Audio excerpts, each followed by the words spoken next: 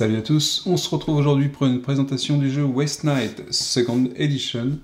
Donc Waste Night Second Edition reprend le thème du premier, post-apocalyptique, mais en fait un jeu beaucoup plus narratif et le rend coopératif.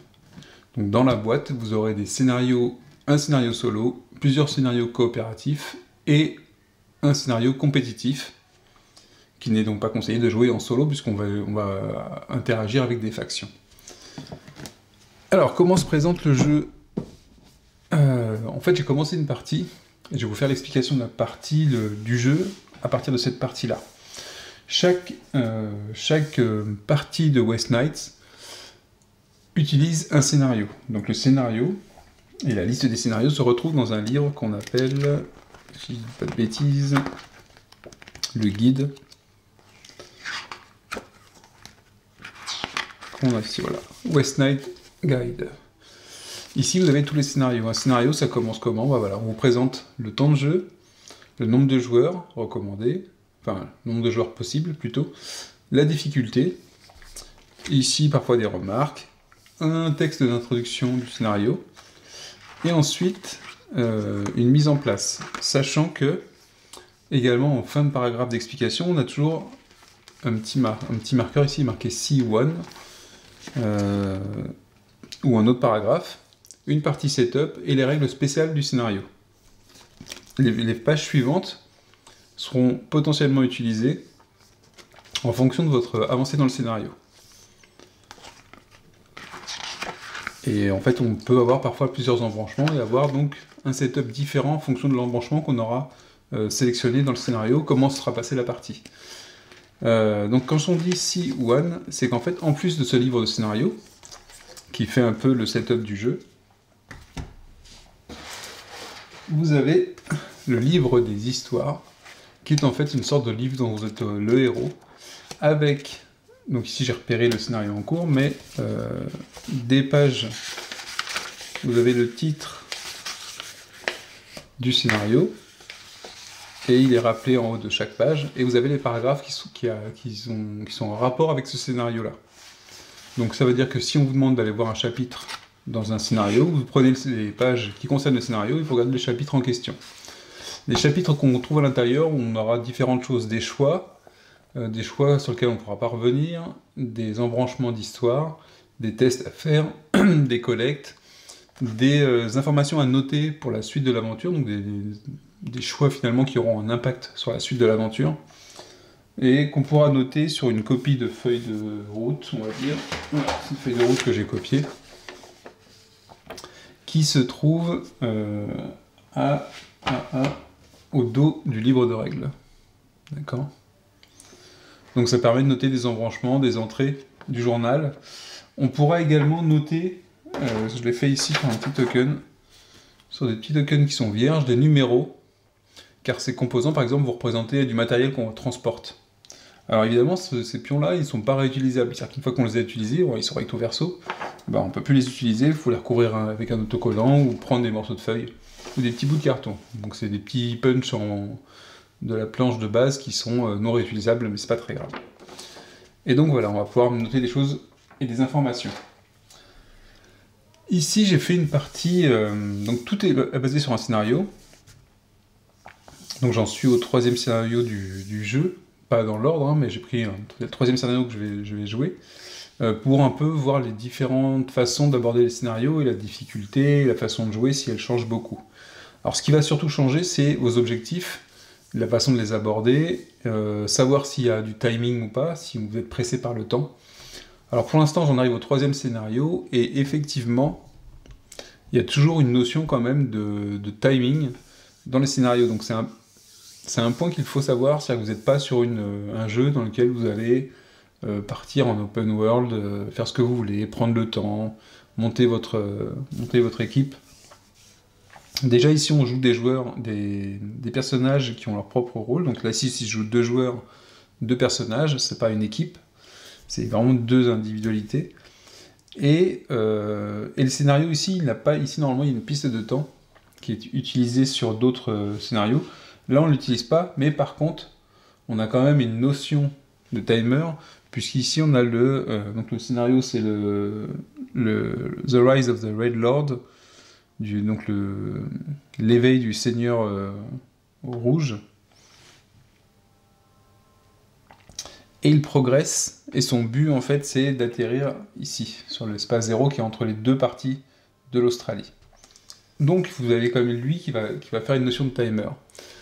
À la différence des deux autres scénarios que j'ai joués, il y a quand même une importance, c'est qu'on va pouvoir, il y a un moyen, il y a une mécanique dans le scénario qui va permettre de ralentir son avancée. Par défaut, il avance de 2 cases, je vais pouvoir faire des actions qui vont me permettre de le ralentir. Donc je n'ai pas encore testé une de ces actions, on verra comment ça se passe. Mais donc ça permet de freiner sa progression. Le temps pour nous de remplir différents objectifs. Donc les objectifs, on peut les trouver sous forme de tokens, comme ça. Petit token orange. Donc ce sont des endroits qu'on peut aller visiter, sur lesquels on pourra faire une action spécifique qui est indiquée sur le scénario. On aura également ce genre de petits tokens, je vais noter l'endroit, qui font partie du scénario, qui sont des sortes de cavaliers de l'Apocalypse qui pourraient rejoindre le Red Lord, et donc on peut aller les voir, soit pour les rencontrer, soit pour les fighter, je sais pas encore. D'ailleurs, je vais avoir une rencontre avec l'un d'eux ici dans pas longtemps.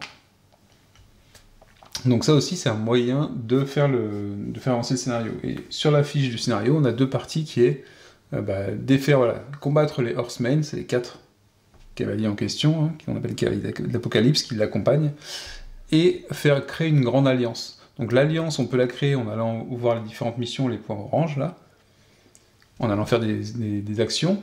Là, j'en ai 2 qui sont entamées et qui nécessitent que je fasse une mission pour obtenir de l'aide, un peu comme dans un jeu vidéo, on va dire. Et je peux aussi combattre les 4 cavaliers. Et tout ça fera que je vais pouvoir avoir des conditions différentes pour combattre le Red Lord à la fin. Le but pour moi, c'est d'obtenir la possibilité de le combattre. Donc en fait, ici, on va avoir différents statuts qui vont dire je vais pouvoir faire un duel contre le Red Lord à un moment donné, donc en ayant fait différentes étapes. Alors on va retrouver cette mécanique dans dans les scénarios que j'ai vus, où on doit faire quelques étapes, collecter certaines missions pour faire une mission finale, entre guillemets. Donc voilà un peu la nature des scénarios. Ils se ressemblent quand même beaucoup dans leur construction, mais avec des variantes, avec la narration qui est assez différente. La narration est plutôt sympa, et même si je ne sais pas si elle est très poussée ou très surprenante. Ceci étant dit, l'autre chose qu'on a ici, on a des marqueurs, c'est une mission qui est entamée. Donc j'ai eu la mission ici, je dois me rendre à cet endroit-là, et j'ai noté ce que je devais faire à cet endroit-là sur ma fiche. Pareil pour Nelly qui est là-haut. C'est Nelly qui est là-haut. Oui, Nelly. Donc j'ai 2 femmes, j'ai Nelly et Zoé. Donc elle, il faut qu'elle se rende ici pour aller, je crois, délivrer un remède ou quelque chose comme ça. Donc voilà, on va avoir différentes missions à effectuer. Au-delà de ça, le cœur du jeu, la mécanique du jeu va rester la même. C'est-à-dire que toute cette partie-là d'objectifs, de narration va être spécifique à chaque scénario. Par contre, la façon de progresser dans le jeu, la façon d'upgrader ses personnages, la façon de combattre, tout ça restera identique, quel que soit le scénario. Sauf si, évidemment, s'il y a des règles ou les combats contre les boss ou autres, là, ce sera spécifique à un scénario. Alors, par où on va commencer ? Alors, le tour de jeu. Le tour de jeu est plutôt simple, il n'y a pas de tour de jeu de l'IA. Il n'y a pas d'IA dans le jeu. En fait, toutes les actions vont être effectuées par les personnages joueurs. À savoir qu'on va avoir un tour, ce qu'on a donc les knights, les chevaliers, un tour de chevalier, un tour de joueur, il va faire ses actions, l'autre tour du chevalier, il va faire ses actions, potentiellement, on va avancer le tour de jeu, ou on va faire comme ici, on va faire avancer le lord, et ça s'arrêtera là pour l'IA. Donc tout ce qui va être déclenché, tous les facteurs déclencheurs, ce sera soit l'arrivée du lord ici, sur la case 0, ce serait potentiellement un marqueur de temps qui arrive sur une zone précise, qui déclencherait un event, et ainsi de suite. Donc il n'y a pas d'IA dans le jeu. Ensuite, donc le tour du joueur, c'est très simple, on a 2 actions, et c'est 2 actions différentes. Je ne peux pas faire 2 fois la même action. Donc les actions qu'on a, c'est l'action de déplacement. Alors un déplacement, comment ça se passe ? Sur le plateau, vous avez différents types de zones, et chaque zone, quand on rentre sur une de ces zones, elle va coûter un point de mouvement. Donc un point de mouvement va dépendre de la zone. Donc, enfin, les points de mouvement vont dépendre de la zone. Donc quand je vais avancer, je vais calculer la distance que je veux faire par rapport à l'endroit où j'ai envie d'aller, pour savoir combien ça va coûter en points de mouvement. Donc par exemple, les zones de forêt, alors c'est plutôt simple, hein, les zones de forêt, c'est rappelé en haut de la carte, mais les zones de forêt et les zones de montagne, ça coûte 2 points pour entrer dessus. Les zones qui sont des cratères comme ça sont infranchissables. Les zones de route ne coûtent pas de points. Donc ça veut dire que plus vous allez utiliser, comme ici on a 3 zones de route, si je passe d'ici à ici, en fait je vais faire, quand je vais passer d'ici à ici, ce sera 0, 0, 0, et un point de plus. Donc voilà, ici j'aurais pu faire un déplacement de plusieurs cases, mais ce qui me coûterait qu'un seul point de mouvement. Après chaque mouvement, donc je rentrerai dans le détail du mouvement après, hein, mais après chaque mouvement, on va devoir tirer une carte qui s'appelle les Wasteland Cards, qui va dépendre de la région. Donc en fait, il y a 2 types de cartes. Il y a les cartes qui recouvrent le désert et les routes, et la carte qui recouvre les montagnes et les forêts.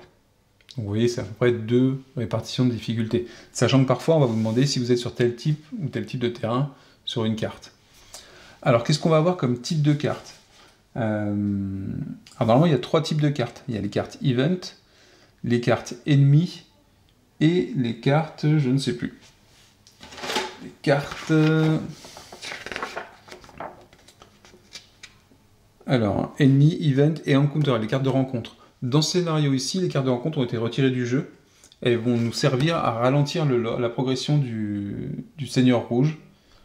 Donc il va falloir faire une action quand on sera à côté de lui, pour tirer une carte en question, tirer une carte de type rencontre, donc, et le ralentir. Et en fait, en fonction de la lettre, les cartes de type rencontre, elles ont une lettre, donc qui font référence à quelque chose dans le scénario, ou un paragraphe dans le livre d'histoire. Ici, en fonction de la lettre, eh bien, c'est marqué ici, on aura à aller voir un paragraphe de l'histoire en question. Donc on saura comment est-ce qu'on ralentit le Seigneur Rouge. Alors peut-être qu'il y aura des tests à faire, des choses comme ça. Donc voilà, et c'est un point aussi important du jeu, c'est qu'après chaque déplacement, systématiquement, hein, c'est toujours une de vos actions, ça reste souvent le déplacement quand même, et après chaque déplacement, vous tirez une carte. Même si vous arrivez sur une ville, même si vous arrivez sur un point où il y a une mission, on tire une carte pour en fait simuler ce qui s'est passé en route. Même si on prend, en fait, pas les cases qu'on a en route, mais le type de zone à l'arrivée. Donc si je suis arrivé sur cette case-là, c'est le type désert, je prendrai ce genre de carte. Et si j'arrive sur une case forêt ou montagne, je prendrai ce genre de carte. C'est la case de fin, l'hexagone de fin, qui détermine le type de rencontre. Alors, donc quand on a des cartes rencontres, on a des paragraphes de narration, il n'y a pas de souci. Les événements, on exécute ce qu'il y a sur l'événement. Et l'autre chose, ce sont les ennemis. Alors, je vais essayer de trouver une carte ennemie. Ça va être facile, je pense. Je vais en trouver une qui a... Voilà, ça c'est très bien. Je vais prendre celle-là. Donc les cartes ennemies, elles arrivent comme ça. On les repère facilement. Ils sont typés, les ennemis. Hein, donc il y a des choses qui vont peut-être vous dire, en fonction du type d'ennemi, vous avez des avantages, des désavantages. Vous avez des mots-clés en premier. Et ensuite, parfois, vous avez des règles spécifiques. Ensuite, sur la droite, vous avez le type d'attaque de l'ennemi. Donc ici, c'est une sorte de point américain, donc c'est une attaque de mêlée. Les dés qu'il faut lancer pour son attaque, et ses points de vie dans un petit cœur. La partie en dessous, ce sont les récompenses, si on arrive à éliminer l'ennemi. Et c'est là que vient un point particulier du jeu. Quand vous faites une rencontre avec un ennemi, il n'y a qu'un seul round de combat. Donc ce round de combat, soit vous gagnez et vous réduisez les points de vie de l'ennemi à 0, et à ce moment-là, vous empochez la récompense, soit vous êtes mis inconscient parce que l'ennemi vous défonce la tête. À ce moment-là, on devient inconscient, et la prochaine action, ce sera de se remettre sur pied, et l'ennemi, bon, il est parti. Soit ni l'un ni l'autre tomber par terre, mais malgré tout, le combat se termine, on défausse la carte de l'ennemi, vous ne gagnez pas la récompense, potentiellement vous avez pris des blessures, et pour rien. Et en ça, le jeu est particulier, c'est que vous pouvez très bien, à cause de mauvais jets de dés, à cause d'une préparation ou de caractéristiques de base, ou de coups de pas de chance, et ben, ne pas être suffisamment bon, et vous allez peut-être pouvoir enchaîner comme ça des blessures sur des combats, ou sur des rencontres parce que vous vous déplacez et puis vous n'avez pas trop le choix, c'est des ennemis qui arrivent, hein, c'est de l'aléatoire complet, hein, c'est un tas de cartes. Potentiellement, vous allez perdre, avoir 2 fois, être inconscient 2 fois, et ainsi de suite. Donc pour ça, le jeu est assez particulier, on revient vraiment sur de l'améritrage de base, où finalement, pour caricaturer, on pourrait tirer une carte et dire « bah je suis mort ». Donc on n'en est pas encore à ce point-là, mais on n'est pas loin, ça peut vraiment tourner comme ça. Donc il y a pas mal de choses dans le jeu qui vous permettent de contrer cet effet-là, mais moi sur le deuxième scénario, je crois, j'en étais arrivé à un point où je dis mais je faisais des actions pour pas mourir ou pour essayer de survivre à la moindre rencontre que je ferais. C'est-à-dire que le scénario du jeu, j'étais assez loin du scénario, j'essayais d'aller vers les objectifs, mais la partie la plus dure, c'était pas tellement les objectifs que je devais remplir, c'était de survivre pour arriver à l'objectif. Sachant que quand vous avez un timer, vous êtes pressé par celui-là, parce que vous savez que... Et en plus, les timers, les événements qui sont liés au timer, parfois vous enfoncent la tête un petit peu plus. Donc c'est... Plus c'est dur, plus c'est dur. C'est-à-dire que plus vous êtes en galère, plus vous allez galérer sur la suite. Donc en ça, on pourrait dire que c'est plutôt thématique.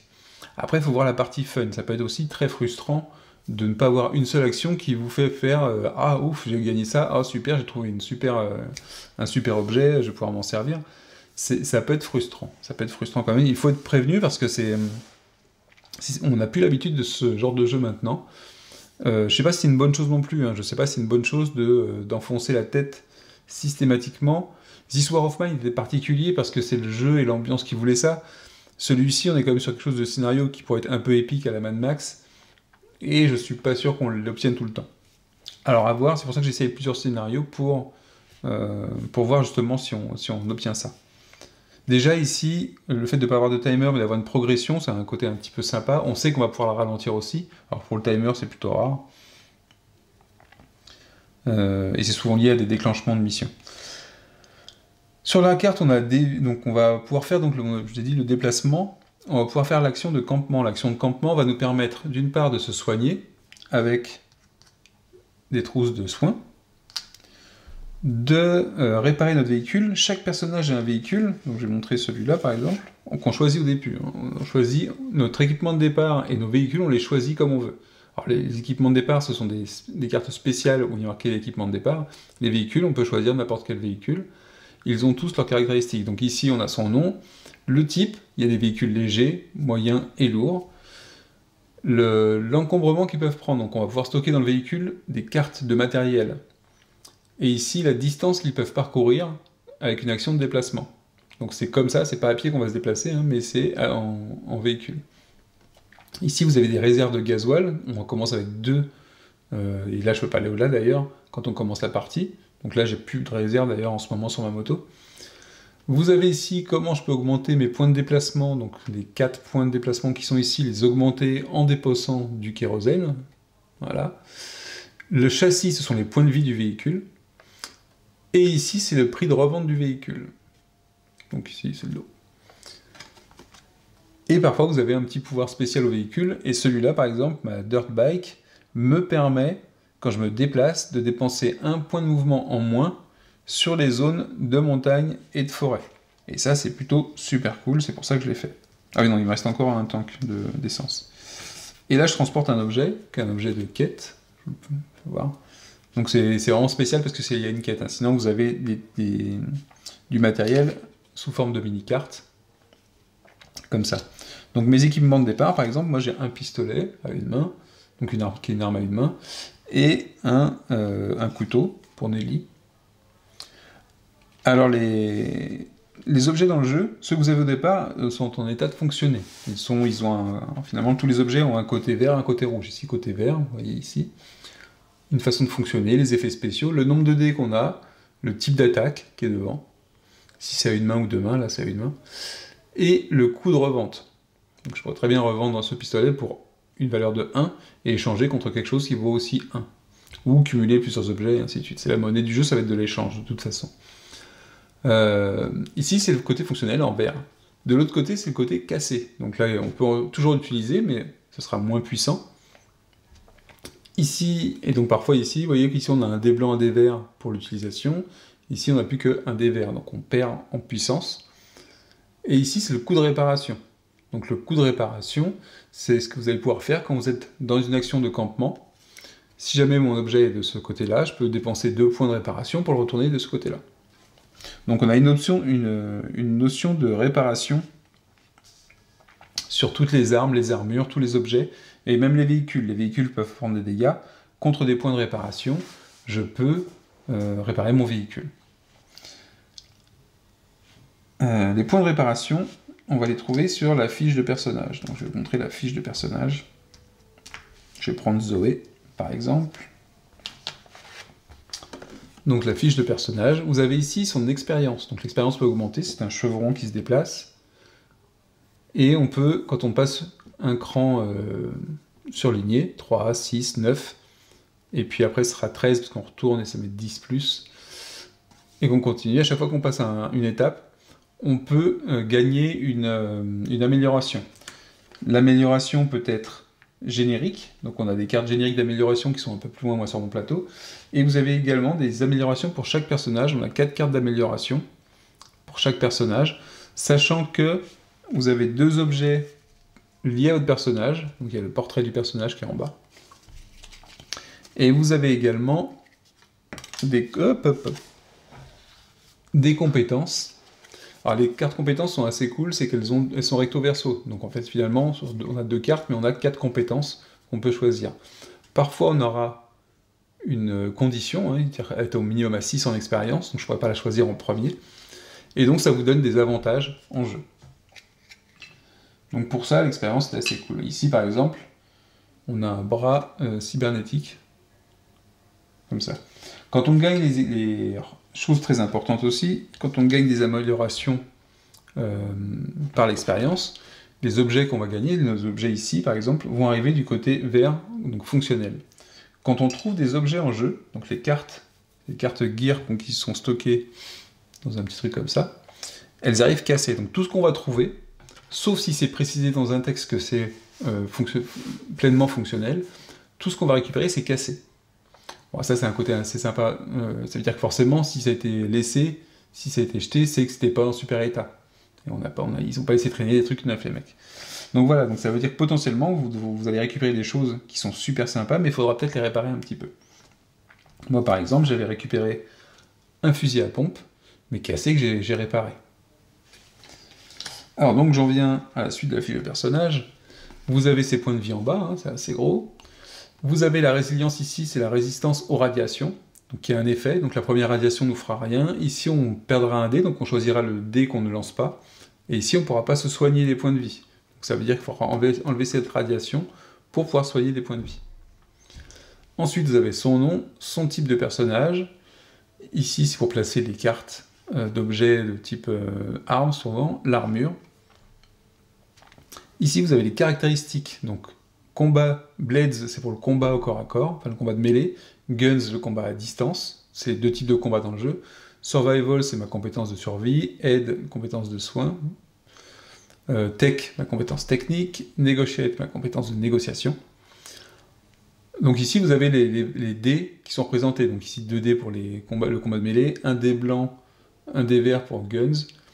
Et il faut savoir qu'il y a 4 types de dés dans le jeu. Il y a les blancs, les verts, les bleus et les rouges. Donc en fonction, plus ça va vers le rouge, mieux c'est. Ensuite, vous avez les capacités spéciales du personnage. C'est souvent une capacité, il n'y a pas trop d'informations, on les retrouve très facilement. Ici, dans le campement, ça nous indique le nombre de points qu'on a en réparation. Donc souvent, ça va de pair avec la capacité technique. Plus on a de valeur en tech, je crois, plus on a de points ici. Donc ici, j'ai 4 points de réparation, ce qui me permet, c'est pour ça que j'ai réussi à réparer mon fusil à pompe facilement, parce qu'il me demandait, lui, 3 points de réparation, c'est marqué là. Donc j'en ai utilisé 3 pour, quand j'ai fait une action de campement, j'en ai utilisé 3 pour réparer mon fusil à pompe. Et le retourner, et le stocker dans mon véhicule.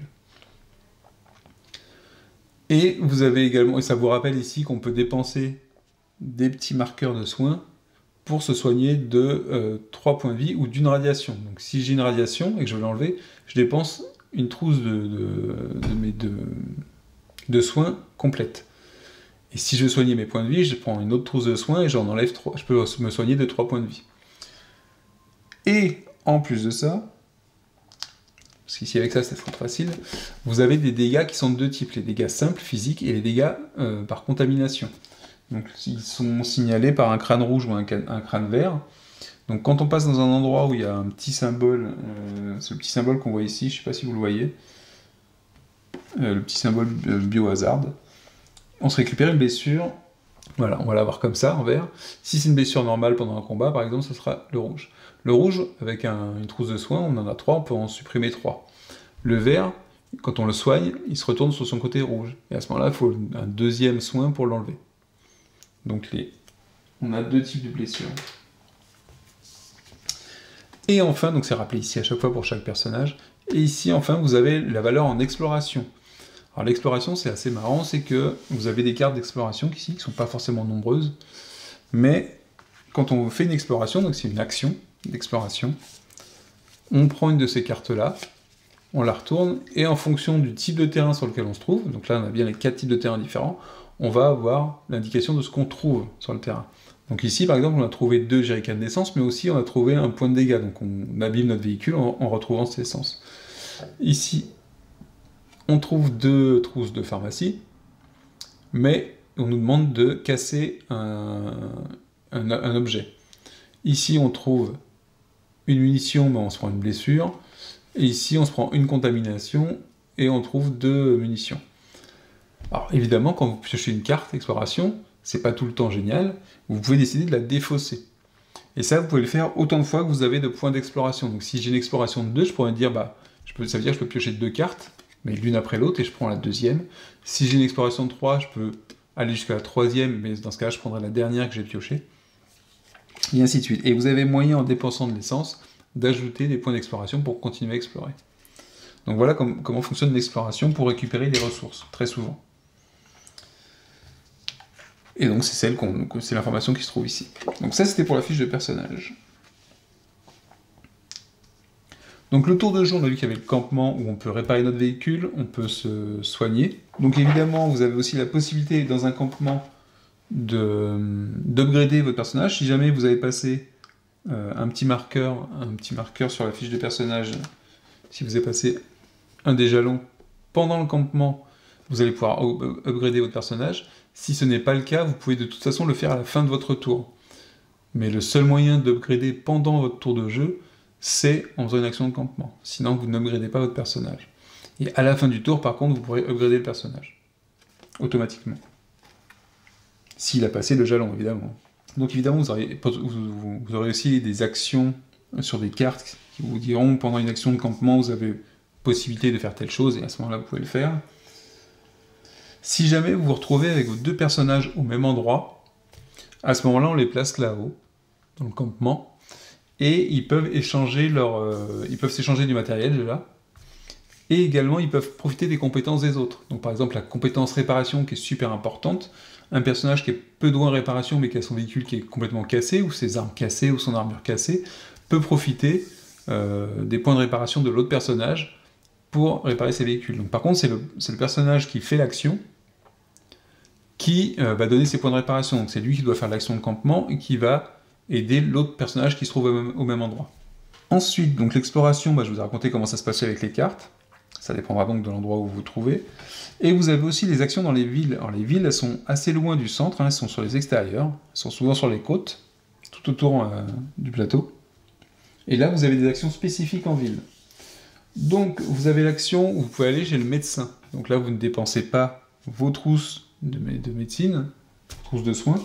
Vous allez chez le médecin et vous allez pouvoir vous soigner de 1 radiation ou jusqu'à 4 blessures normales. Enfin, ou 4 blessures, donc potentiellement une aussi, on peut, en faisant le chemin classique de dire, si c'est une blessure par radiation, on la retourne d'abord avant de la soigner à nouveau. Donc, mais là, ce sera 4 points, et on ne dépense pas de trousse de soins. On peut aussi se soigner des cartes blessures. Je vais revenir après sur les cartes blessures. Le garage, on peut réparer un véhicule de 3 dégâts. Donc ça, c'est pas mal. Et on peut aussi avoir des cartes de panne sur le véhicule. Je vais y revenir avec les cartes de blessure. On a l'atelier. Donc là, quand je vous dis toutes les actions, on peut prendre 2 actions différentes dans la ville. D'accord? C'est 2 différentes, mais c'est tout. Quand on fait une action en ville. Donc on a vu le médecin, le garage, l'atelier qui permet de réparer une carte cassée sur son côté valable, sans prendre en compte de points de réparation, hein, donc sans notre compétence réparation, puisqu'on la donne à l'atelier. Et enfin, vous avez aussi l'endroit où vous allez faire du troc pour les objets. Donc comme je vous l'ai dit tout à l'heure, c'est que sur chaque objet, vous avez sa valeur. Vous pouvez dire, bah, celle-là, je l'enlève, je la vends, pour une valeur de 1. Et en fait, on va aller prendre dans le... Ici, dans les cartes, on va prendre une offre de 3 cartes. Et à ce moment-là, et c'est pareil, elles sont du côté cassé, hein, c'est-à-dire qu'on va échanger contre des pièces qui sont cassées. Et à ce moment-là, on va pouvoir échanger, c'est-à-dire que par exemple, je pourrais très bien avoir ces 3-là, une grenade, un machine pistol qui vaut 2, celle-là vaut 2, celle-là, les munitions elles valent 2, les man killers, et à ce moment-là, on peut dire, bah voilà, j'ai échangé 2 objets contre ça, et ainsi de suite. Donc il n'y a pas vraiment de monnaie dans le jeu, ça va être de l'échange tout le temps. Et c'est en ville. Évidemment, quand on est en ville, on a les actions de la ville, mais on a toutes les autres actions on peut très bien camper en ville, on peut très bien faire toutes les autres actions en ville, hein, l'exploration, il n'y a pas de souci. Donc ça, c'est aussi les actions qu'on pouvait faire. Ensuite, on a les plot actions. Donc les plot actions, ce sont celles qui sont liées au scénario, qui sont indiquées comme étant des plot actions dans le scénario. Et souvent, ça ira vous emmener sur un paragraphe à lire. On a également des special actions qui peuvent être liées au scénario ou à des cartes. Donc ça dépendra également du scénario. Et à la fin de notre tour, on peut s'upgrader. Donc voilà le tour de jeu d'un joueur, d'un personnage joueur. Donc c'est pas compliqué. Le truc qui va être compliqué, c'est de survivre. C'est le truc le plus important. Alors je vais revenir sur les cartes. Ces 2 cartes que j'ai ici. Les cartes blessures et les cartes dysfonctionnement. Pour faire une bonne traduction. Donc en fait, ces cartes-là, elles arrivent quand vous allez tomber inconscient et quand vous allez péter votre véhicule. Donc si vous tombez à 0 point de vie, vous prenez une carte inconscient. Si vous tombez à 0 point de vie sur votre véhicule, vous prenez une carte dysfonctionnement. Et ensuite, ce qu'il y a à faire est marqué dessus. C'est-à-dire que la prochaine action, et qui est indiquée sur la carte, c'est une special action, donc c'est une action quasiment obligatoire. Ici, c'est on récupère de l'inconscience, on se soigne d'une radiation et de 4 blessures normales. Et ensuite, on retourne la carte. Et les cartes, alors il n'y en a pas beaucoup, ce sont des blessures permanentes. Broken arm. Un bras cassé, par exemple. Et donc, ça vous indique l'effet qu'a votre bras cassé sur la suite de vos aventures. Donc, tomber inconscient, c'est possible. Par contre, ça a forcément un effet sur le long terme. Et donc ça, vous pouvez les soigner en ville, par exemple. Donc c'est là aussi qu'on retrouve une difficulté du jeu, c'est que si vous prenez des bastos, que vous êtes inconscient mais vous êtes loin d'une ville, et sachant que pour se déplacer jusqu'à la prochaine ville, vous allez faire potentiellement des rencontres, bah vous êtes déjà dans un sale état, et ce sera très difficile d'aller où il faut. Et donc on gardera peut-être souvent la blessure de façon permanente. Si on peut avoir jusqu'à 2 blessures, normalement à la 3e, le joueur est éliminé. Et je sais plus si le fait d'avoir un joueur éliminé élimine le groupe ou pas. Je ne sais plus du tout. Je ne me rappelle plus. Bon, après, ça peut aussi dépendre du scénario. Et donc, on a la même chose pour la voiture. Pour la voiture, quand elle tombe à 0, on récupère cette carte-là, et derrière, on a des problèmes mécaniques. Donc pour ça, en termes de possibilités, de jeu, de ce qu'il y a à faire, le thème est super respecté. Le combat, je vais vous en parler aussi parce qu'il est très simple, plutôt brutal. Et après, je vais revenir sur les petites zones du jeu qui vont vous faire voir que ça peut être très difficile. Et après, je vais vous dire où j'en suis dans le scénario. Je vais vous faire un petit bout, une petite action, peut-être 2 tours, 3 tours. Et puis, on va voir, en vous racontant ce qui se passe dans le livre, même si ça spoilera un petit peu le scénario. Où je vous épargnerai peut-être le détail s'il y a des rebondissements, mais pour vous faire voir comment ça peut se dérouler. Donc le combat, qui paraît simple, puisqu'on n'a qu'un round.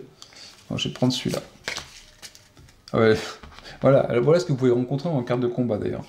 Si vous êtes par exemple mal en point, il vous reste 2 points de vie, vous avez déjà une blessure, vous êtes en train de revenir vers une ville, ça se trouve, vous arrivez même en ville, hein, vous arrivez en ville, et puis c'est une ville qui est située en forêt ou en montagne, peu importe, et vous tirez cette carte-là. Et là, c'est une carte ennemie. Et vous voyez que c'est un char. Un char, et il a tir à distance, et un dé vert, un dé rouge, un dé bleu, et il a 9 points de vie. Donc déjà, vous savez que vous êtes mal en point, ça se trouve, vos armes ou vos armures sont déjà cassées, et vous avez un round à faire. Et là, vous dites, ouais, donc ça peut arriver. Ça peut vraiment arriver.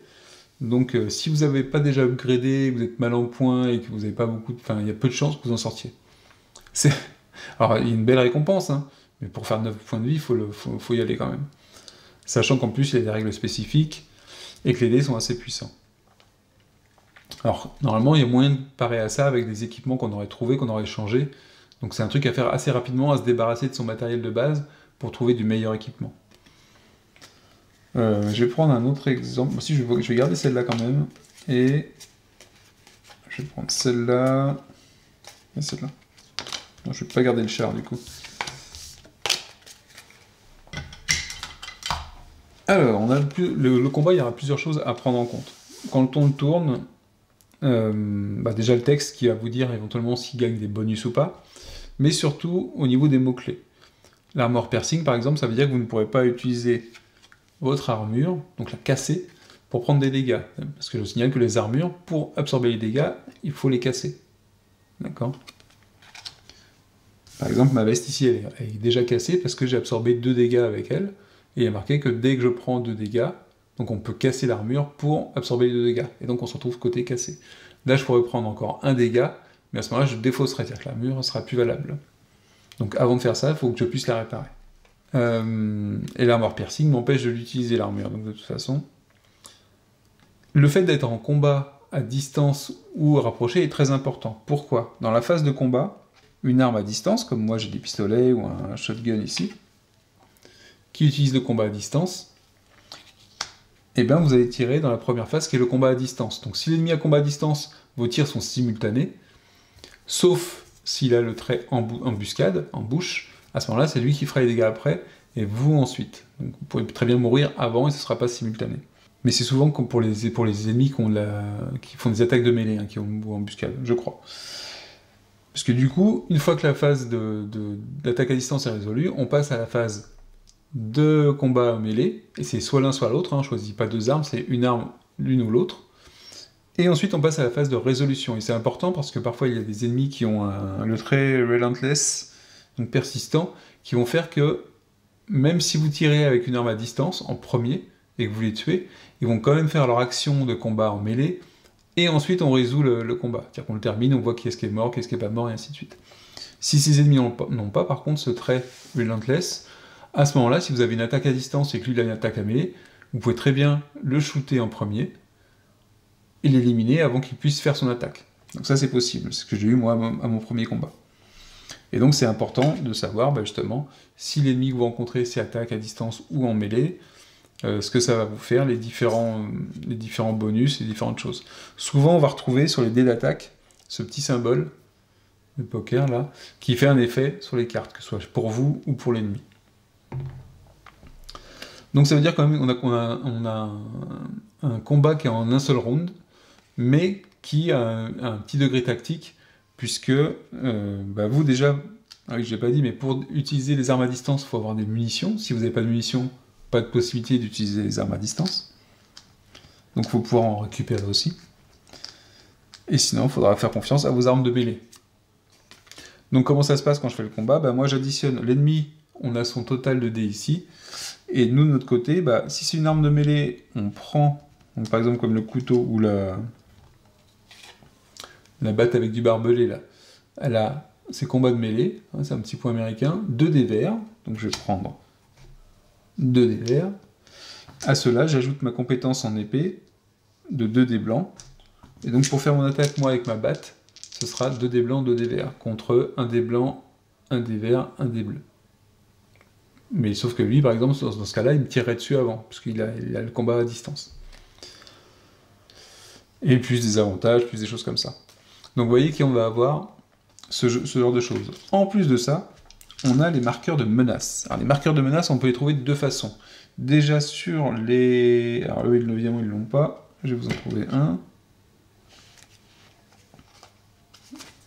Bah, le char en question, justement, déjà qu'il est assez fort, mais il y a marqué menace 1, threat 1, ici. Les marqueurs de menace, on les pioche au hasard dans un sac. Petit sac West Night. On les pioche au hasard. Et ils ont deux faces. Une face jaune qui est utilisée pour les cartes rencontres et les cartes événements. Donc ça veut dire que quand on a... Alors si sur la carte événement ou menace, il y a ce marqueur-là, on le pioche et on résout l'effet. Donc ici, ce serait par exemple, je prends 2 blessures, parce qu'on prendrait le côté jaune. Quand ce sont des cartes ennemies, on utilise le côté rouge. Et à ce moment-là, ici, c'est la relance d'un dé qui... je vais vérifier sur mon petit récap. Sûrement la relance d'un dé qui n'a pas de... Voilà. Ah non, on relance tous les dés qui n'ont pas eu de résultat, qui sont sur une phase vierge, pour l'ennemi. Donc c'est au moment de l'attaque de l'ennemi que ça va jouer. Donc en fonction du marqueur menace, ça va avoir un effet différent. Donc ça permet aussi, pour un même ennemi, d'avoir différentes façons d'intervenir, différents effets qui vont changer le combat. Mais le truc, c'est que ces marqueurs de menace, ils n'arrivent pas forcément qu'avec la carte en question. Donc ici, j'avais un threat 1, mais par exemple, ces cartes-là, elles n'ont pas ce marqueur-là. Donc potentiellement, on pourrait se dire, bah ceux-là, il n'y a pas de risque. Bah si, quand même. Parce que ce serait trop simple. Sur le plateau, vous avez des petits emplacements, vous avez des marqueurs, où il y a un point d'exclamation, et parfois vous avez le symbole des radiations, donc là vous prenez une radiation sur vous, un dégât de type vert, et le marqueur menace, en fait, c'est ce point d'exclamation. Quand vous passez sur une zone avec un point d'exclamation, vous piochez un marqueur menace, mais vous ne le déclenchez pas. Tous les marqueurs menaces que vous aurez récupérés pendant votre déplacement, ils seront utilisés avec la carte Westland qui sera piochée à la fin de votre déplacement. Donc, vous pouvez très bien faire un chemin qui passe par 2 marqueurs de menace. Donc, on va en piocher 2. Je vais faire ça, par exemple, avec un combat. J'en pioche 2. Et puis, vous arrivez sur la case qui vous retourne lui, qui est marqué Threat 1. À ce moment-là, vous en repochez un 3e. Et puis, c'est un ennemi, donc on le met côté rouge. Et je vais prendre celui-là. Voilà, celui-là, il sera pas bon, c'est pas grave. On va prendre celui-là. Donc, si vous avez eu 2 marqueurs pendant votre déplacement, et celui-là que vous tirez au moment du combat, et vous les appliquez pour le combat, là, ça veut dire l'ennemi a plus 1 point de vie, donc il est plus à 9, mais il est à 10. Il relance tous ses dés qui ont fait des phases vierges, ce qui était déjà un coup de bol. Et en plus, il vous fait 2 blessures supplémentaires, de base, quand il va faire son attaque. Donc vous voyez que ça peut très vite dégénérer et vous mettre plus bas que terre.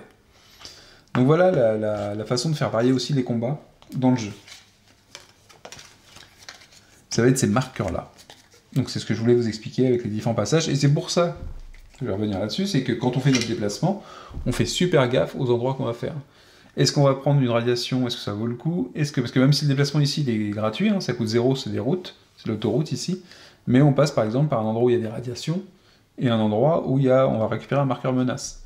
Donc selon l'état dans lequel on se trouve, ça va être judicieux ou pas, de faire un déplacement rapide, ou plutôt de passer par un emplacement qui est plus long, parce qu'on passe par de la forêt et de la montagne, mais qui n'aura pas ces marqueurs-là. Donc l'itinéraire a une importance dans le jeu, et c'est pas plus mal, puisqu'on a des véhicules, ils ont des caractéristiques, et donc c'est important de les prendre en compte. Alors évidemment, on peut aussi manquer de chance et arriver sur un event qui vous demande si vous êtes en véhicule léger, qui vous fait faire un test pour savoir si vous cassez la figure avec votre véhicule, le véhicule se casse, enfin voilà, ça peut s'enchaîner, après vous n'arrivez plus à avancer correctement, et puis vous avez le timer qui avance, et voilà, et tout se cumule, tout vous enterre la tête sous le sable. Donc si vous recherchez un jeu post-apo dans lequel en fait ça va pas être super simple, je pense que c'est une bonne pioche. Maintenant, c'est pas super simple parce que le jeu est difficile, mais ça risque d'être pas super simple parce que vous n'avez pas de chance au dé, ou pas de chance sur le tirage des cartes, ou pas de chance sur les choix dans le scénario, ou parce que le personnage que vous avez envoyé, il n'a pas la compétence que l'autre aurait eu, par exemple. Si vous arrivez sur un paragraphe où vous savez qu'il va falloir faire un test technique, mais que vous n'avez qu'un seul dé blanc, hein, le dé blanc, ça va vite. Voilà, ça fait rien.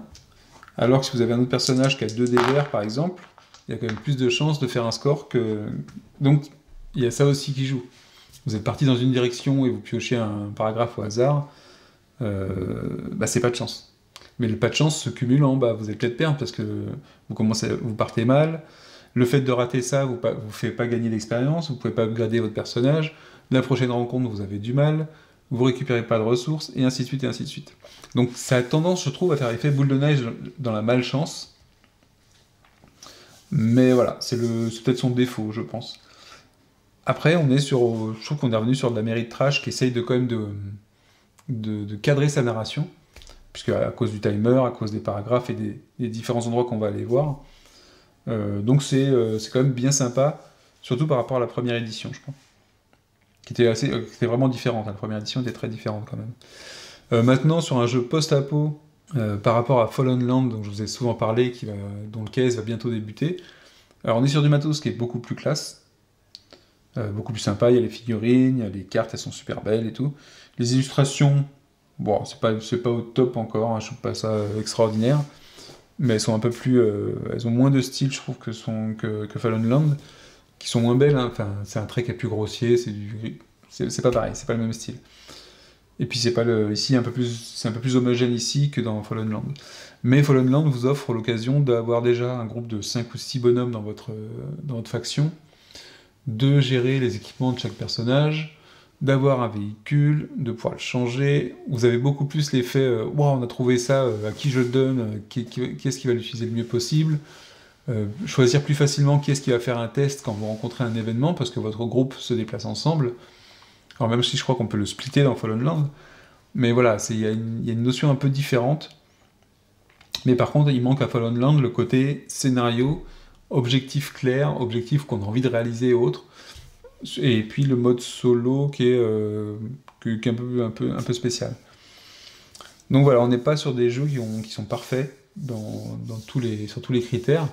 Maintenant, je trouve Waste Night, là je joue le 3e scénario, et bah, plus j'y joue, plus j'ai envie d'y rejouer. J'adore refaire un setup, j'adore choisir mes personnages, qu'est-ce que je vais mettre comme objet de départ, le véhicule, lequel on va prendre, qu'est-ce qu'il va falloir faire comme déplacement. C'est assez sympa. Le côté aussi des armes cassées qu'on trouve et qu'on peut réparer, et ainsi de suite, c'est bien trouvé. Et à cela s'ajoutent des petites variantes qui étaient en extension. Donc on a ici des lieux qui vont avoir des trucs un peu spécifiques, qui ont des règles précises pour les trouver. Vous avez sur les villes des cartes qu'on peut aussi utiliser. Et vous avez aussi un système de réparation un peu plus avancé pour les véhicules, ou d'amélioration des véhicules plutôt. Donc c'est pareil, il fonctionne avec un mode d'échange, je crois, où on peut améliorer ses véhicules. Plus l'upgrade, alors oui, l'upgrade, je vous ai parlé des upgrades des personnages, on a des upgrades de type générique, donc on a plusieurs cartes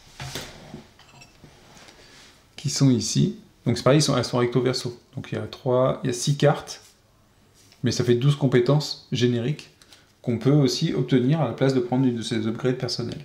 En fonction de la situation et en fonction des besoins du scénario, ça peut être utile. Donc voilà. Voilà, je pense que j'ai fait le tour des règles. Hein. J'ai fait pas mal de choses d'ailleurs dessus, je pense. Là sur le scénario, alors vous avez quelque chose que vous ne voyez pas sur la gauche du plateau. Donc ici, c'est les différents decks que j'ai placés. Et sur la gauche, en fait, j'ai 4 cartes qui représentent les 4 horsemen, donc on les appelle les cavaliers, donc les 4 horsemen. Et ils ont chacun un petit jeton qui représente je sais pas ce qu'ils sont placés ceux-là. Ah oui, un des artefacts qui se trouve ici pour le scénario, mais je ne sais pas où et quoi. Et en plus, on a les cartes qui me permettent de ralentir Lord le Seigneur Rouge. Là, dans la partie, ici, j'ai Zoé qui a sa voiture qui est un peu pétée, qui a 2 dégâts dessus, mais que j'ai fait un peu de réparation dessus, qui a plus que 1 bidon d'essence. Par contre, elle a un shotgun qui est assez sympa, et elle a des sortes de pilules, des Scélérax, mais elles sont en type cassé aussi. Donc elles sont pas en pleine... elles font pas autant que si elles étaient bien prêtes. Celles-là me permettent d'ignorer un trait sur un ennemi. Donc ça peut être sympa. Le Relentless ou même le Armor Piercing, je pourrais l'ignorer avec ces pilules-là. Si jamais j'étais de l'autre côté... on peut ignorer tous les traits, sauf le trait embuscade. Du côté vert, on peut aussi ignorer l'embuscade. Donc ça a un côté sympa. Et donc ça c'était pour Zoé. Et Nelly, elle a rien trouvé du tout pour l'instant. Si elle a un truc qu'on doit rapporter à un grand... Qu'est-ce qu'on avait dit?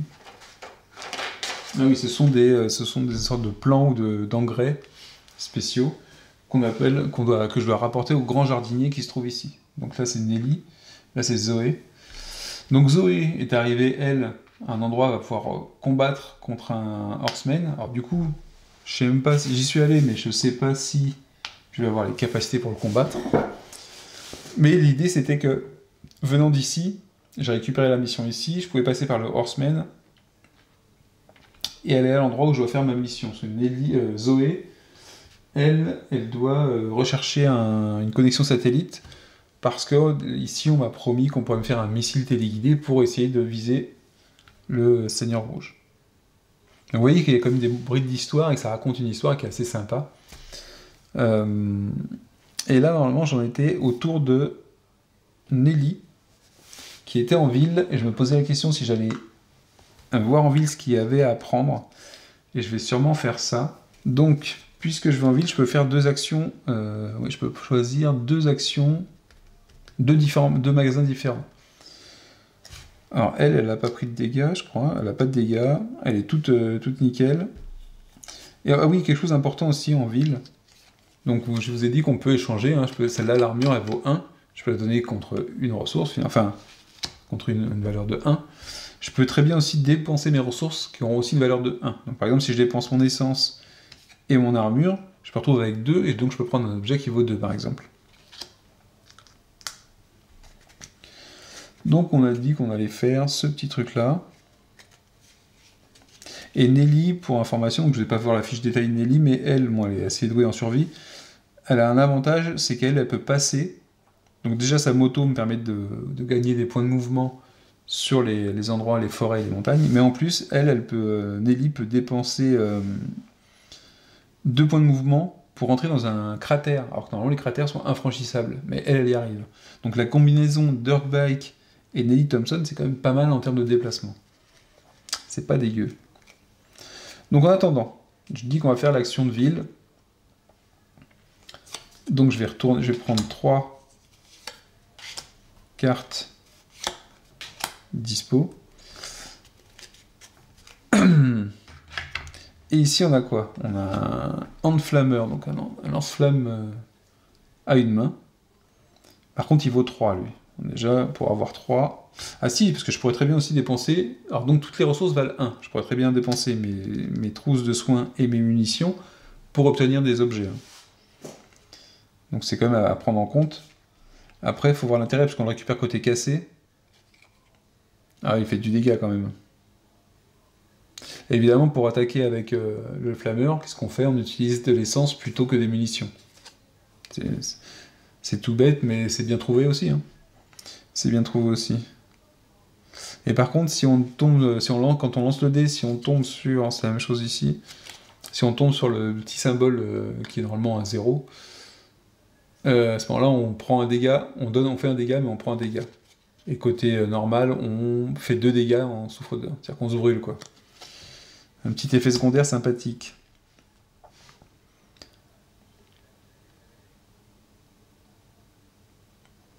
Ah, ici on a une chaîne, alors par contre c'est un one-shot, qui nous permet de réaliser l'attaque. Est-ce que c'est bien pour lui? Qui nous permet de réaliser une attaque au corps à corps avant l'ennemi. Donc avant l'attaque au corps à corps de l'ennemi, donc potentiellement de l'éliminer avant qu'il nous fasse son attaque. Et donc si on le fait, on retourne ici, donc je peux le faire 2 fois. Ou alors le faire une fois, réparer pour en mettre ici. Ouais... C'est pas ce que je... Sachant que ça vaut 1, je pourrais... Est-ce que je décide de... Ah si, je pourrais très bien, voilà. Ah mais attends, faut que je le mette côté rouge, ce truc-là.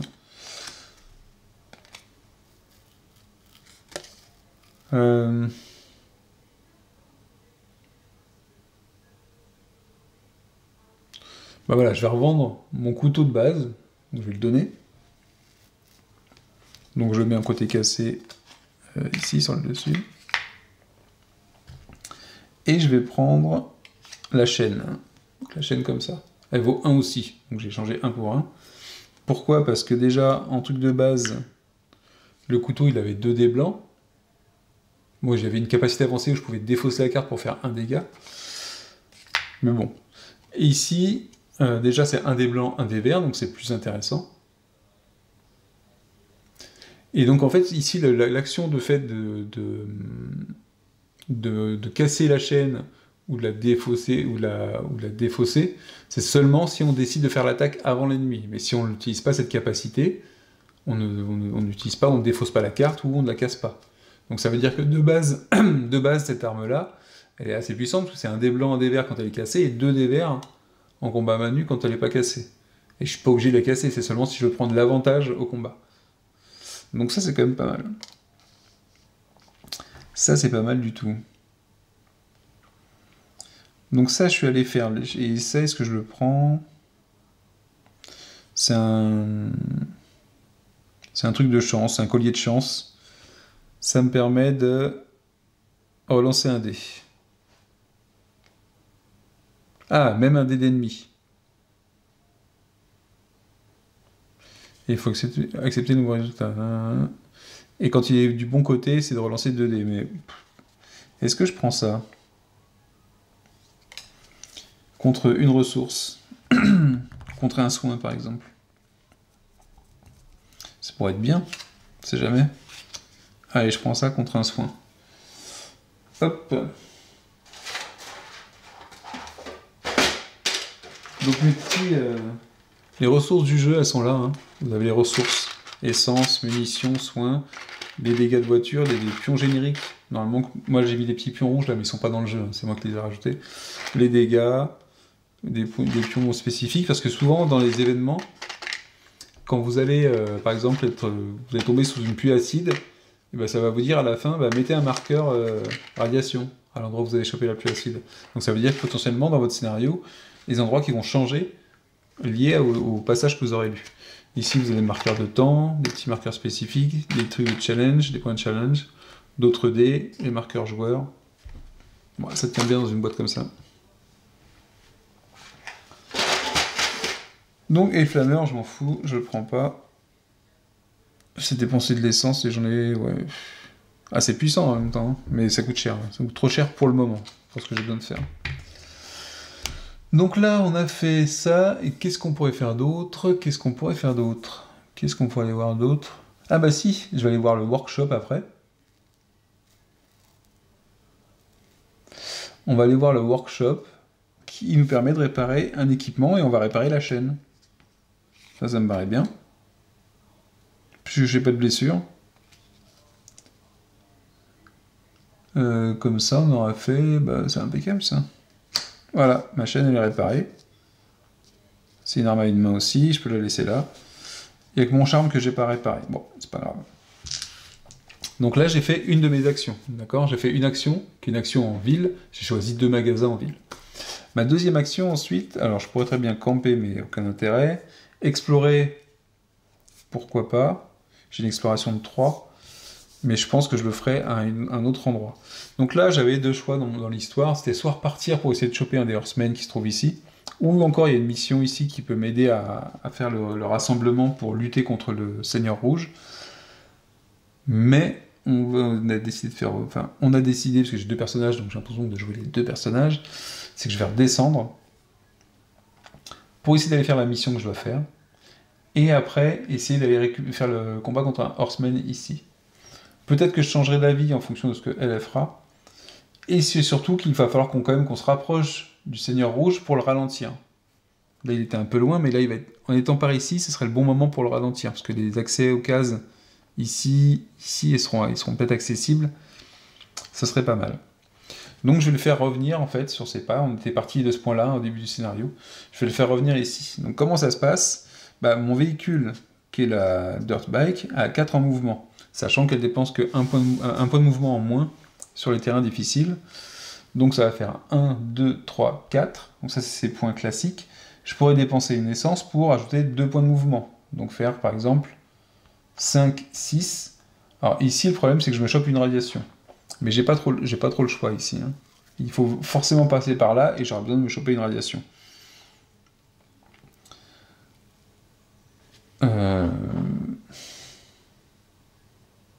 Ah, sauf qu'ici, c'est pas 5-6, parce que ici, c'est la route, ça ne compte pas.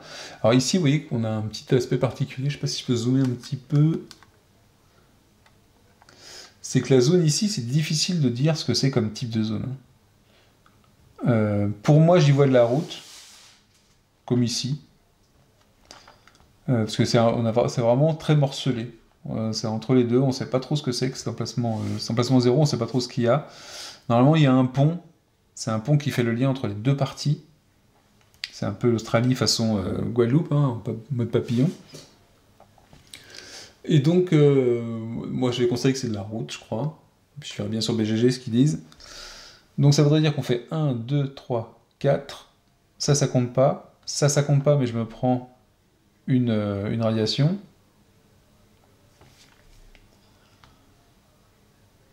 Ça compte pas, mais je prendrai un marqueur de menace. Ça va pas terrible.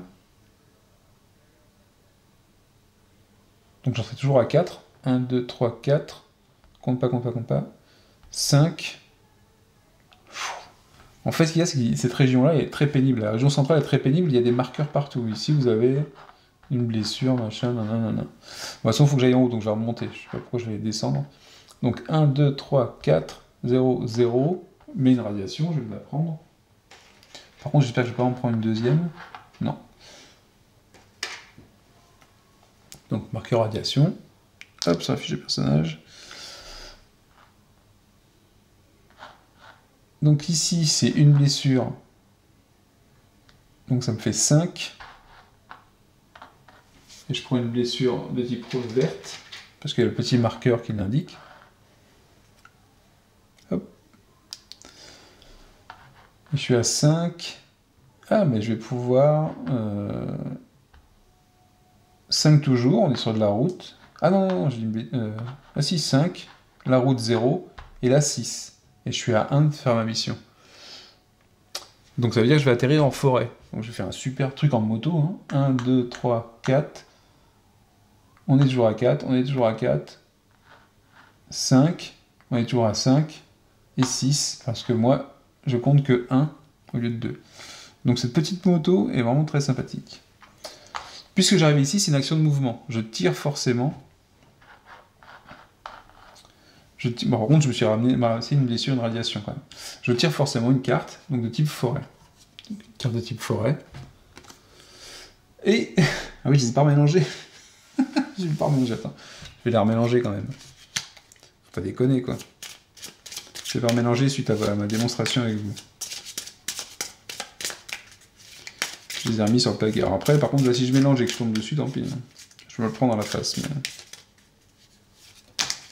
Enfin, je remélange mes 2 paquets de cartes de tout à l'heure aussi. Donc, est-ce qu'on va le revoir? Est-ce qu'on va le revoir? Coucou, le revoir. Non. Alors ici, INHR. Donc vous voyez qu'il est là, par contre, il y a marqué Threat 1. Ça veut dire que je vais piocher un petit marqueur menace qui va venir accompagner... Alors je vais remettre celui qui était là. Qui va venir accompagner cet ennemi. Et l'ennemi, il est quand même balèze. Sauf si je le shoot à distance. Ah oui, non, en plus... Oh là là. Ah, mais il est carrément dur, cet ennemi. Alors attention, on a un marqueur qui nous dit... Ou ça sera une blessure, parce que c'est un ennemi, donc côté rouge. On utilise côté rouge pour l'attaque. Ça nous fera un dégât. Ah. Donc ça, c'est son marqueur de menace. Ensuite, il est marqué quand on attaque, vous perdez un dé. Vous dire je vais supprimer un de mes dés. Sympa. Ça m'indique que si j'aimais lui quand il lance ses dés, donc lui il attaque au contact. Hein. Je vais faire voir la carte, il attaque au contact avec un dé blanc, un dé vert, un dé bleu. S'il fait ce symbole-là, ça fait un dégât. Et en plus, ça nous dit que quand on attaque, on perd un dé. Donc là, par contre, ça nous permet de gagner, si on remporte le combat, si on l'élimine plutôt, ça nous permet de gagner un niveau d'expérience et une carte d'équipement, ce qui peut être sympa quand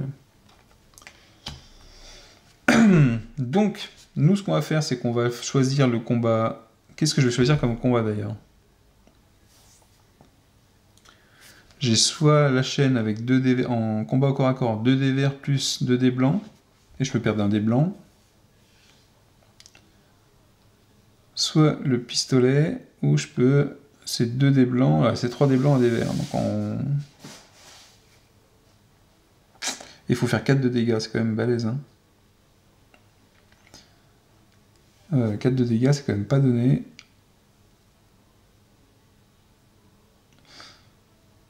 Bah, ce que je vais faire, c'est que je vais utiliser ma chaîne.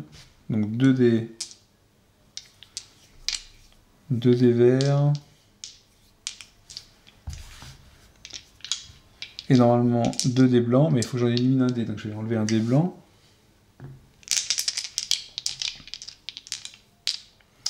Alors soit je peux décider de casser la chaîne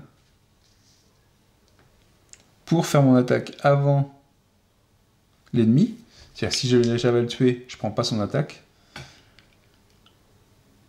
Parce que lui, il a lancé un dé blanc, un dé vert, un dé bleu. Allez, vache. Allez, on va essayer comme ça. Vous allez voir que c'est brutal quand même.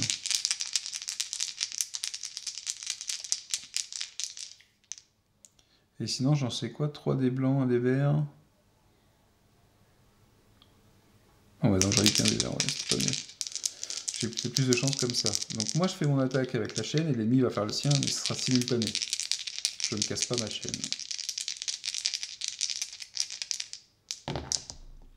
Donc là, je fais que 2. Ce qui est pas terrible.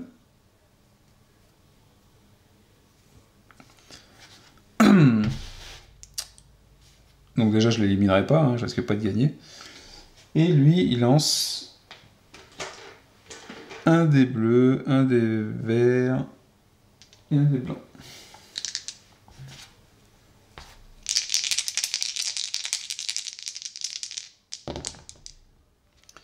Donc là, ici, lui, il lance, il a le petit symbole qui fait que ça fait 1 dégât. En fait, il me fait 3 dégâts.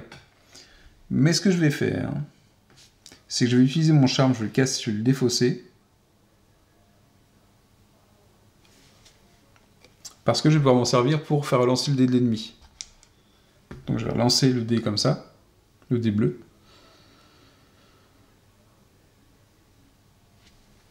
Hop. Ce symbole-là ne vaut rien parce qu'il n'est pas précisé sur sa fiche. Donc ça veut dire que celui-là il fait 0. Il me fait que 1 dégât. Donc par contre, ça, cet objet-là est défaussé. Il me fait 1 dégât, moi je lui en fais 2. Donc moi je ne l'élimine pas. Mais j'ai pas utilisé de munitions, j'ai pas cassé ma chaîne, j'ai rien fait de spécial. Et lui il me fait 1 dégât. Donc le 1 dégât et plus 1 à cause de ce marqueur-là. Donc ça fait 2 dégâts. Donc je vais casser mon armure, je vais retourner pour absorber un dégât. Clac. Et je vais me prendre qu'un seul dégât. Et après, je remets le pion dans le sac. Je défausse la carte. On a fini la rencontre. Donc moi, je mets toutes mes défausses au même endroit. Et la rencontre, c'est terminé. Donc j'ai fait la fin de mon mouvement et la carte rencontre qui était à la fin. Donc vous voyez, ça se passe comme ça. Les combats ne vont pas s'éterniser. C'est plutôt rapide. Je pense que c'est fait aussi exprès. Mais par contre, vous voyez, j'ai fait un combat. J'aurais pu récupérer quelque chose de sympa. Mais c'était quand même, fallait que je fasse 4 points de dégâts. C'était quand même pas facile. Sachant les avantages qu'il avait lui. C'était pas évident. Et est-ce que j'ai... Non, j'ai rien oublié du tout sur mes trucs. Donc effectivement, si j'avais eu le shotgun de la Miss ici, je l'aurais peut-être plutôt fait avec le shotgun. Ou avec son fusil à pompe. Ça aurait été plus facile. C'est là que je dis qu'en fonction du personnage, de la rencontre que vous faites, bah, c'est un coup de bol aussi un petit peu. Donc ici, Nelly a terminé sa rencontre. C'était sa deuxième action, hein, le mouvement. Mais elle est à même 0 point. Ah mais d'ailleurs, en fait, j'aurais pu... Ah mais je suis bête, en fait, j'aurais pu terminer ici mon point. Ici, c'était une route. Ah là. Bon, je sais pas pourquoi je me suis arrêté à la forêt. J'aurais pu très bien aller sur cette case-là, ça coûtait pas plus de points. N'importe quoi. Comme quoi, on peut faire de la merde. Bon, c'est pas grave, j'ai terminé mon tour, j'ai pas fait attention, je me suis perdu. Donc là maintenant, donc Zoé, je l'avais déjà fait jouer, donc ils ont joué tous les deux. dans le scénario, on m'indique que le Seigneur Rouge avance de 2 lieux. Toc, toc. Et il se rapproche. Alors moi, je mets les compteurs ici, je mets les petites billes rouges ici pour me rappeler le nombre de tours et à quel tour je leur ai fait freiner, quoi que ce soit. Si jamais je rate le scénario, ce qui est potentiellement évident, je saurai comme ça à quel moment j'ai fait baisser sa vitesse. Et donc on refait un tour avec Zoé, et Zoé, elle va faire l'action qui est définie par le pion Horseman. Donc ce pion Horseman, qu'est-ce qui se passe quand on fait cette action-là? Alors à moins que je fasse une exploration avant, hein. Ou un campement avant pour réparer ma veste. Oh, je vais peut-être même faire ça. Je vais d'abord faire une camp action, je vais camper. Donc le campement me permet deux choses. Alors me soigner, j'ai pas de blessure. Ah si, j'ai une blessure verte. Est-ce que je le fais? Je crois pas. Par contre, je vais faire de la réparation. Je vais réparer ma veste. Ça me coûte 2 points de réparation. Donc hop. Ma veste est réparée. Je pourrais réparer mon véhicule pour 2 pour le rendre comme neuf. Mais je pourrais aussi...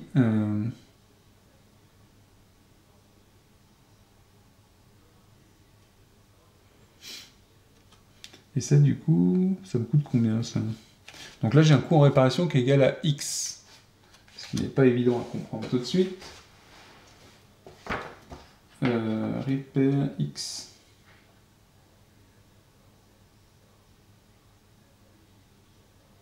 Ah non, quand il y a X, je peux pas le réparer ça, je peux pas le réparer en campant. Il faut que j'aille en ville pour le réparer. Ah ah. Donc ça veut dire que je vais réparer mon véhicule. Hop, comme ça mon véhicule est neuf.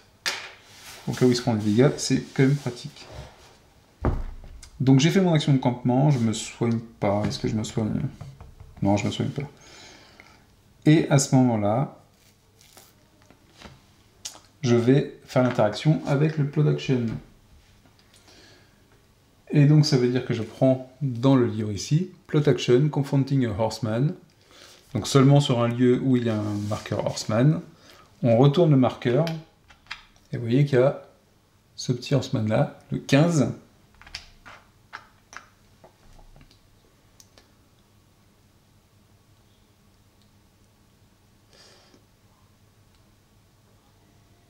Et on va faire l'entrée qui correspond à la carte. Donc par exemple pour le 15, c'est on va aller voir en 70. Donc là on va aller voir en 70, le livret d'histoire. Donc le livret d'histoire en 70. Donc là je suis bien sur le Rise of the Red Lord. Et je vais chercher 70.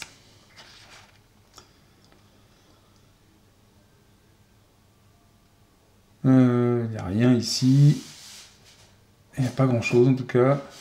Comme si tout avait été effacé. En fait, on est sur un site d'essai nucléaire, de missiles nucléaires. Mais qui a explosé évidemment il y a des années, enfin des dizaines d'années avant.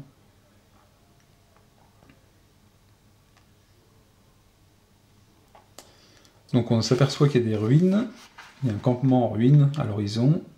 On se rapproche. Et il y a des corps partout. Et un animal à fourrure géant qui se repaît de viande humaine. Est-ce que vous êtes venu pour tuer la mort? Demande une femme. Ou peut-être voulez-vous jouer à un jeu? Donc là, on nous demande de choisir soit d'aller vers elle, soit il y a marqué jouons. Ah, qu'est-ce que c'est? Alors, on va se dire que c'est peut-être... Qu'est-ce qu'il y a sur le jeton?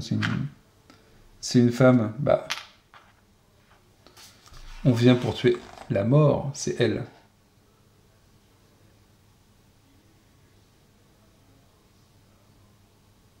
Ou alors on fait un jeu. Donc soit ça se trouve, ça veut dire soit on va faire un combat contre elle, soit il y a une épreuve, je ne sais pas. Est-ce qu'on n'est pas joueur? On est joueur ou pas? En même temps, Ah, il y a un truc que j'ai pas fait au début de... J'aurais peut-être dû le faire d'ailleurs avant.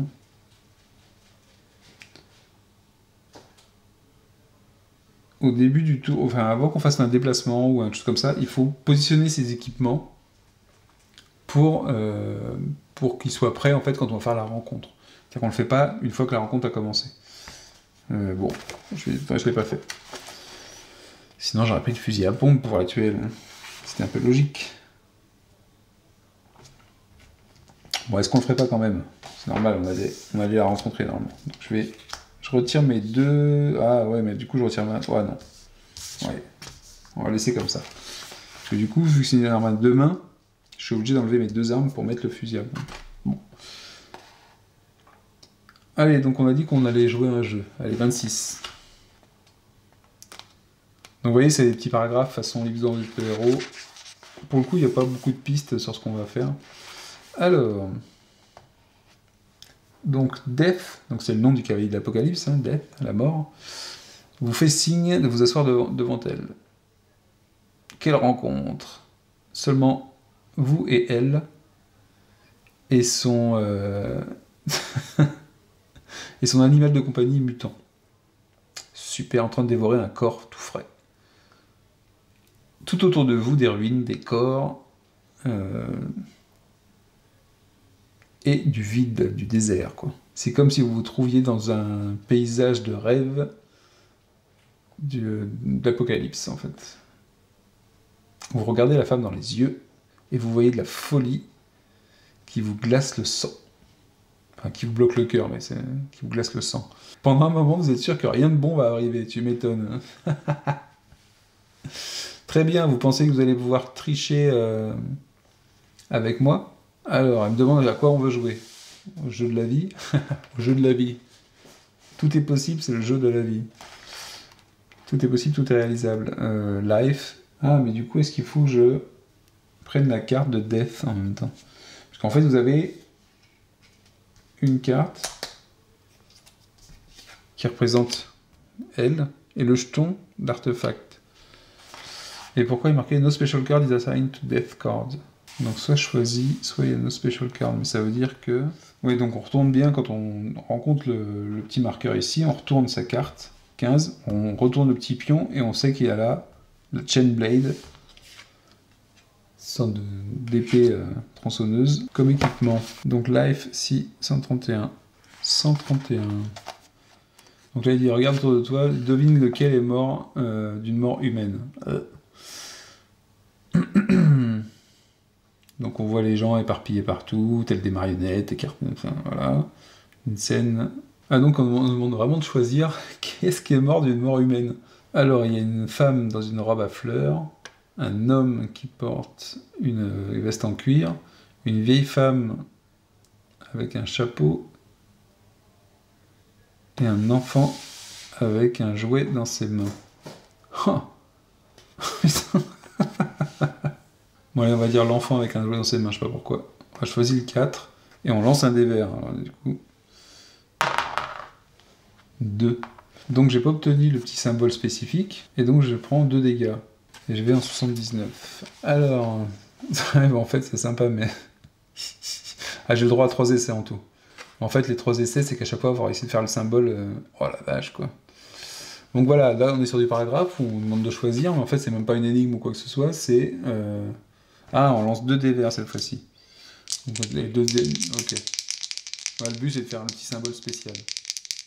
Par contre, je lance 2 dés verts et je prends le nombre de dégâts obtenus si j'ai pas le symbole en question. Aïe. Aïe. Faut que j'obtienne ce symbole-là pour avoir la bonne réponse. Ouf, 2. C'est pas magique, ça? Non mais attends. Tu croyais me faire à qui, là? Hop. J'en ai obtenu au moins 1. Je vais en 96. Vous pointez l'un des corps. Death vous demande de le retourner. Vous apercevez que la gorge a été... a été proprement découpée avec le cycle, avec la faucille de Death.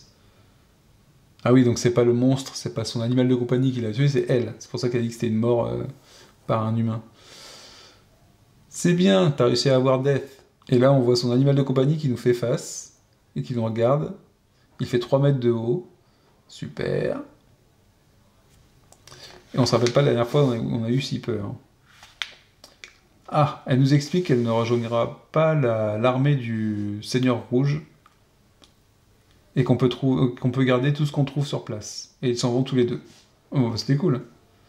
Mais vous voyez qu'on a fait... Alors, c'est du narratif, mais qui déguise du jet de dés de coup de bol. C'est-à-dire qu'en fait, j'aurais pu très bien faire cet essai à deux, ne pas le faire, prendre des dégâts et crever, ou être inconscient, être blessé, quoi que ce soit. Et voilà. Alors peut-être que j'aurais pu choisir le combat contre elle, hein, parce qu'elle, il y a sa carte ici, donc potentiellement, elle n'a pas tellement de points de vie, elle n'a que 4 points de vie. Par contre, elle fait l'attaque corps à corps avant nous, enfin en même temps que nous plutôt, donc même si je tirais avec un flingue. Ah oui. Et là, c'est tous les dégâts qui sont faits. D'accord. Tout ce qu'elle nous fait comme dégâts, on les a directement, donc il n'y a pas l'armure, elle passe pas. Ouais, on aurait pu faire un combat contre elle. Ouais, on aurait récupéré deux gear cards. Elle avait un des verts, un des rouges, c'est pas si fou que ça en fait. Hein. On a peut-être plus essayé le combat. Bon, c'est pas grave, on l'a fait autrement. On a voulu jouer autrement que bourrin, c'était pas mal. Donc ça veut dire quoi au final? Ça veut dire que on prend le Horseman Marker, donc celui-là, et on le met... J'espère que j'ai récupéré du loot par contre, et on le met sur la zone ici, Defeated Horseman. Hop, comme si on l'avait battu, puisqu'en fait le Lord Rouge ne l'aura pas à la fin du scénario. Donc c'est quand même super sympa. C'est ce qu'on était venu faire. On retire la Special Card numéro 15, donc qui est celle-là. On la retire du jeu. Je vais peut-être pouvoir récupérer ça. Ah, peut-être pas sûr non plus. Et on gagne l'artefact. Donc je gagne la Chainblade. On retire ce token du jeu. Hop. Ah, et si on n'avait pas pu gagner l'artefact, on aurait gagné ce qu'il y avait sur la carte de...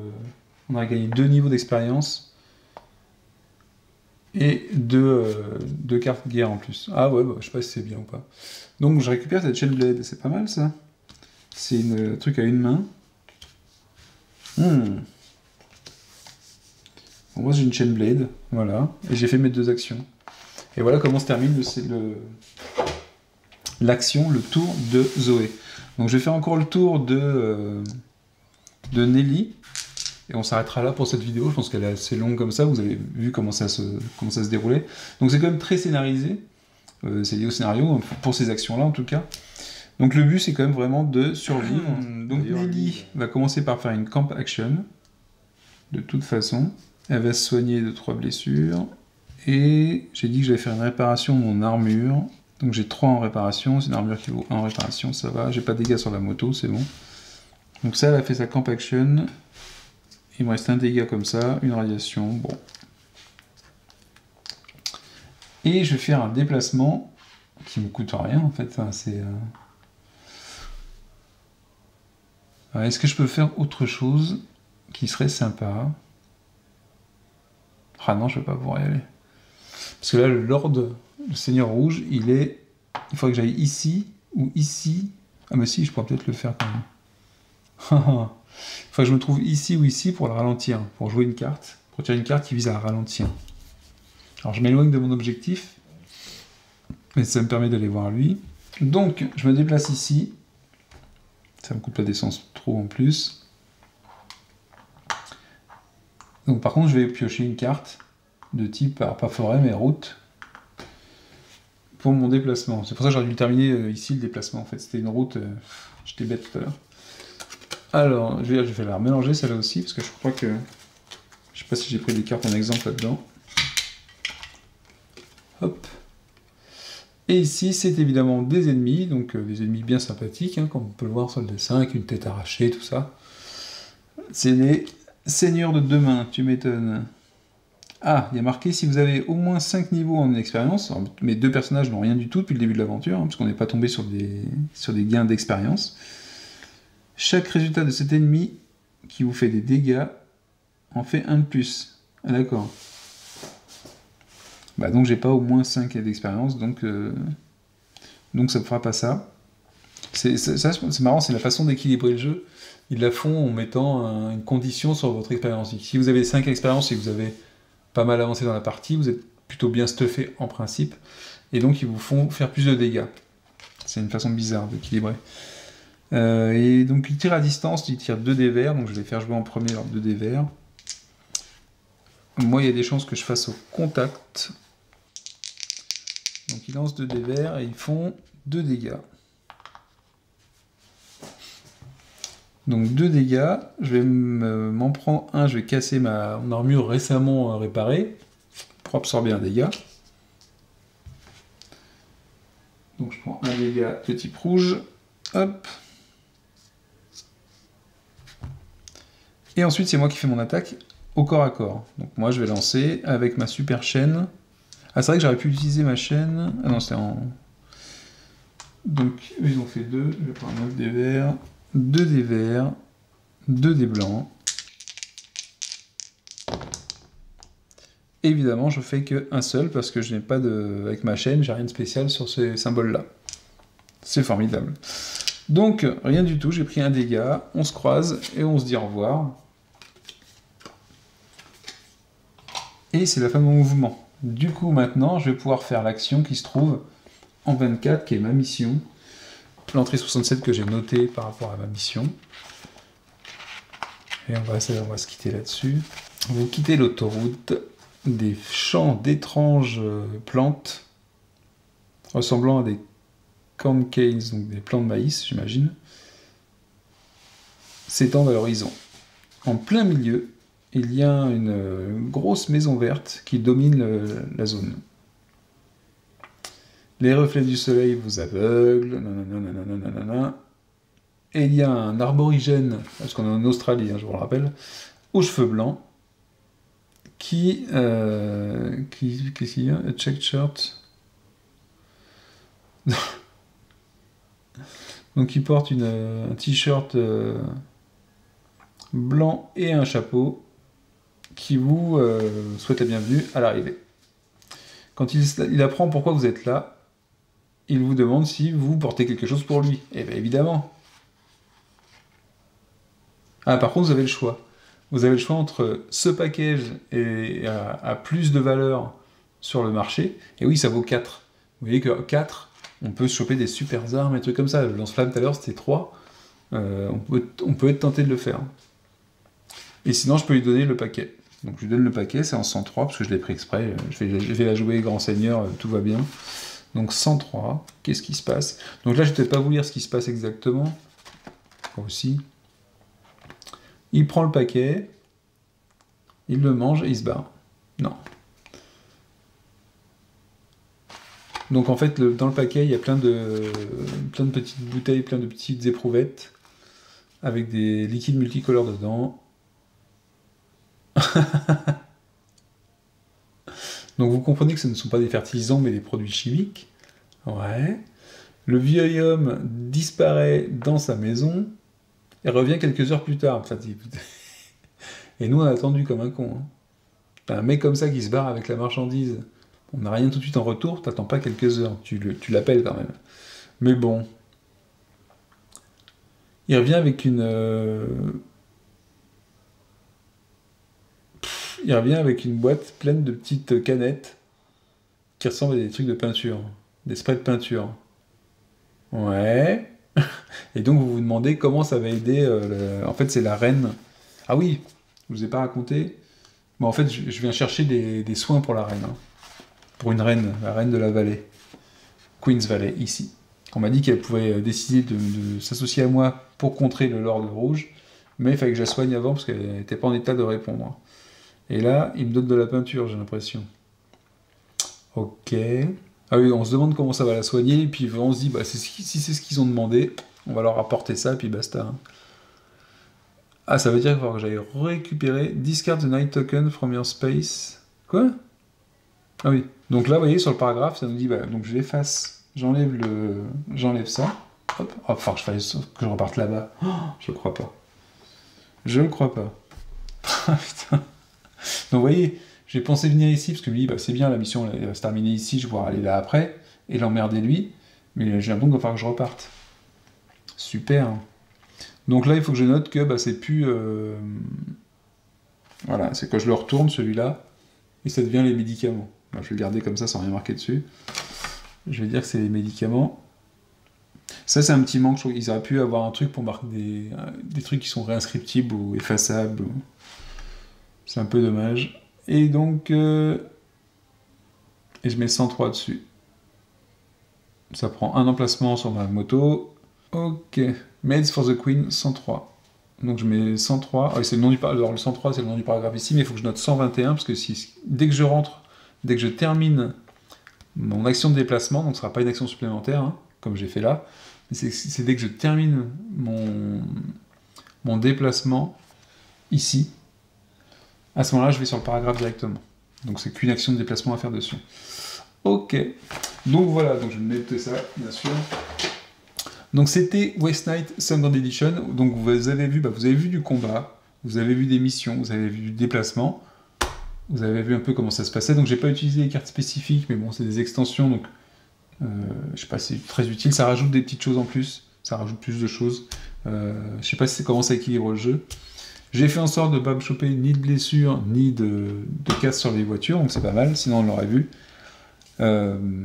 Et sur ce, je vous dis, j'espère que vous avez bien aimé la vidéo, elle est peut-être un peu longue, mais vous avez vu une idée du jeu, et même une découverte en direct. Hein. Ciao ciao, à la prochaine.